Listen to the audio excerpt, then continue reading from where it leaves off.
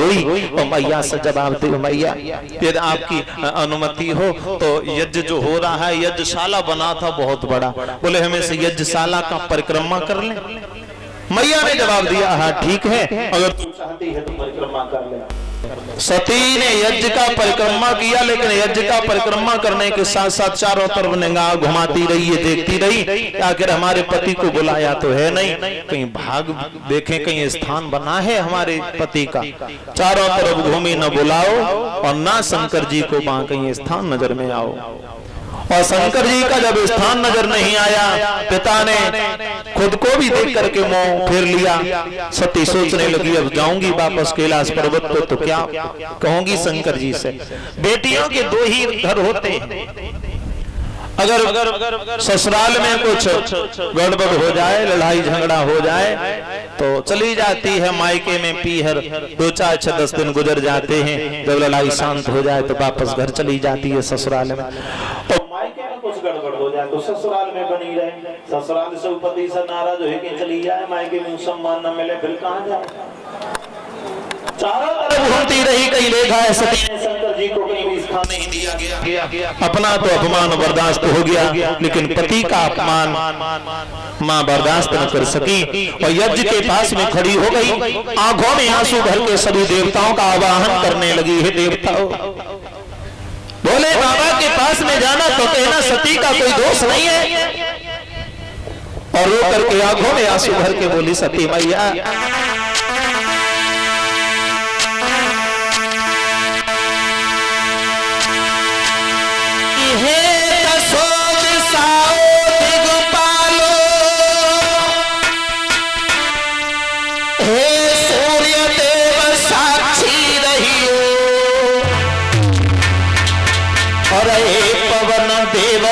पहुंच सको भूला से जाए संदेश कहियो।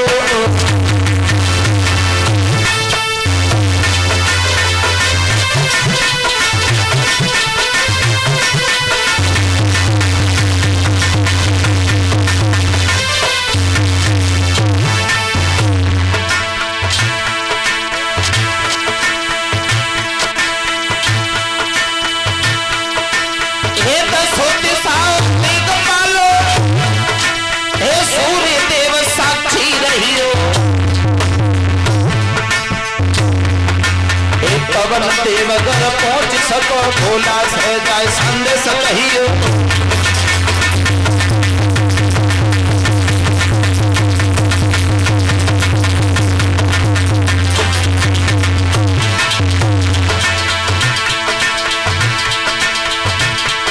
श्री अग्नि देव की गोदी में ये सती सत्य पर जाती है, पाप के कुटिल अन्यायों पर बलिदान चढ़ाती है।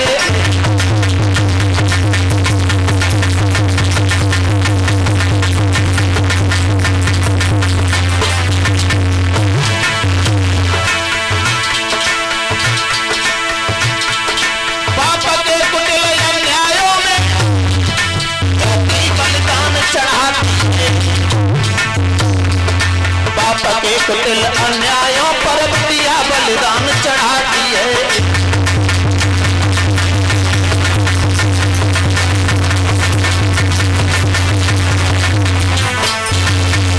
दिया दसो दिशाओ दिगपालो, हे सूर्य देव साक्षी रहियो, हे पवन देव अगर पहुंच सको भोला से जय संदेश कहियो।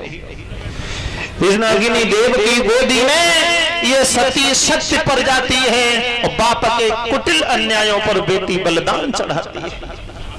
आज आपके पिता की करतूतों पर मैं ही अपने प्राणों को गवा दूंगी।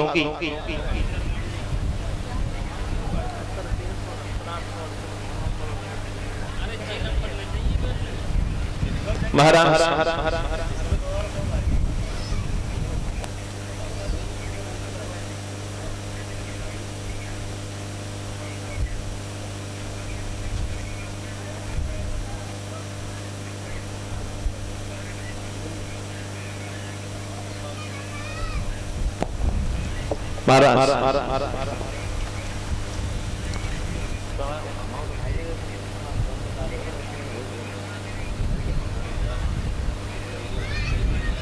श्री सूत जी महाराज वर्णन करते हुए सोनकादिक ऋषि खड़ी है सती मैया यज्ञ के पास में और बार बार आंखों में आंसू भर के कहने लगी बाबा जी, और ब्रह्मा जी का ध्यान किया है कि मरने से पहले हे ब्रह्मा जी मुझे एक वरदान दे देना। कौन सा? आरे जब जब धर की फरते हरे जाजत में स्वामी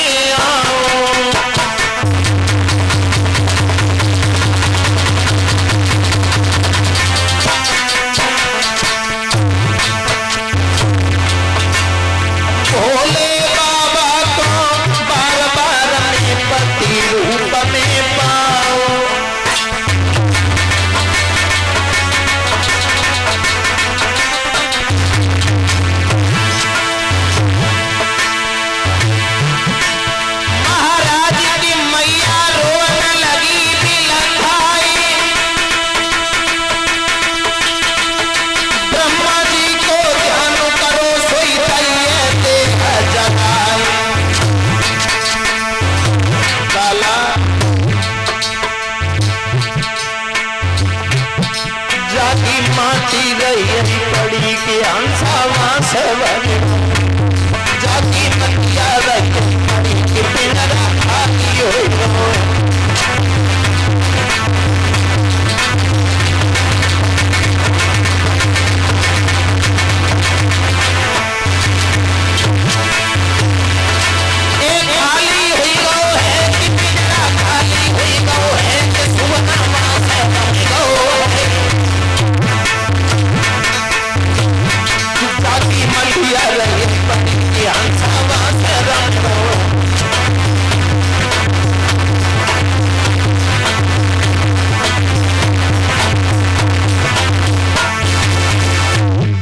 मतिया ध्यान किया, जवाब दिया है ब्रह्मा जी जब जब इस संसार में अवतार लेके आओ केवल और केवल भोले बाबा ही मुझे पति रूप में मिले। भगवान ब्रह्मा के चरणों का ध्यान करके अग्नि में मां सती ने अपने शरीर का परित्याग किया।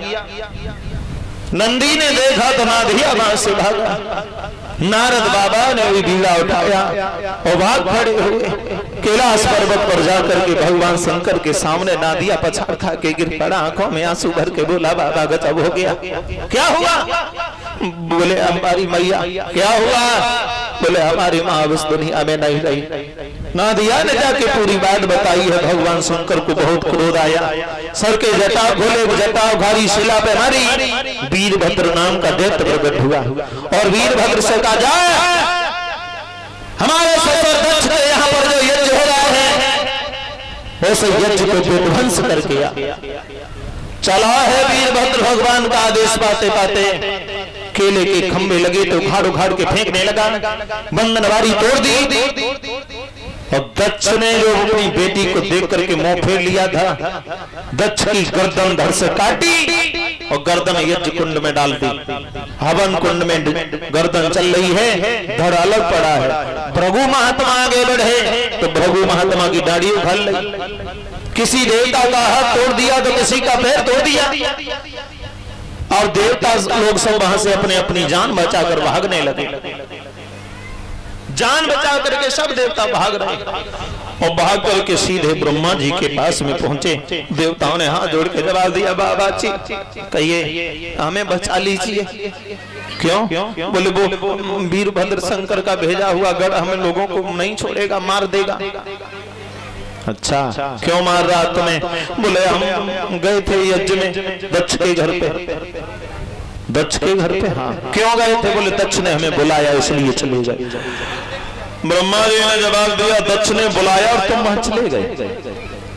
दक्ष ने मुझे भी बुलाया था और दक्ष ने विष्णु को भी बुलाया था। वहां पर ना हम गए ना विष्णु गए, लेकिन तुम देवताओं का तुम्हारा ज्यादा व्यवहार खराब हो जाता से भगे चले गए।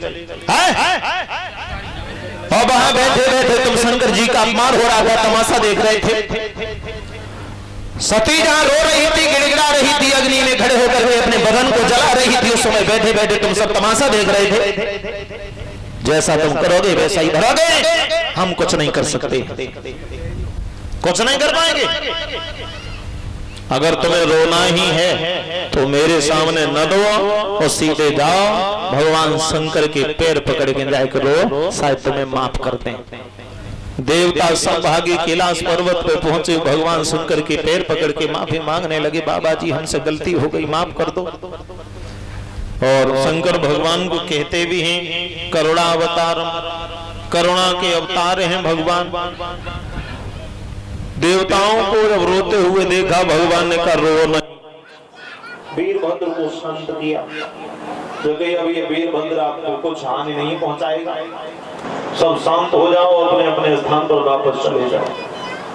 भगवान का